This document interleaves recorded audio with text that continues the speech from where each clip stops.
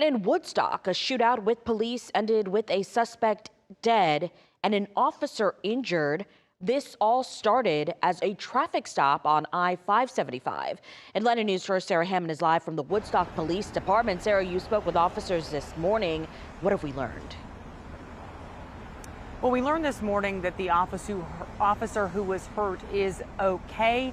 Police tell us he had minor injuries when he stopped the suspect from driving any farther away with his own vehicle. Now, we know from police that this all started just before 7 o'clock last night when Woodstock police officers stopped a driver on I-575, but they say that suspect refused to get out of the car and drove away. So they say officers chased the suspect up the interstate to the Town Lake Parkway exit. Police say after stopping them, the suspect fired at officers and a Woodstock police officer returned fire, hitting the suspect. And despite medical aid by emergency responders, the suspect died. And Officer Denise Godfrey said the only officer hurt was the one in the car.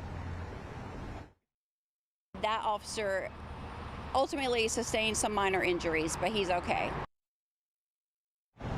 We also asked why the suspect was stopped in the first place, but we were referred to the Georgia Bureau of Investigation, who is the lead on this investigation here, and law enforcement has not yet released the name of the deceased suspect. Of course, we will let you know as soon as we learn more.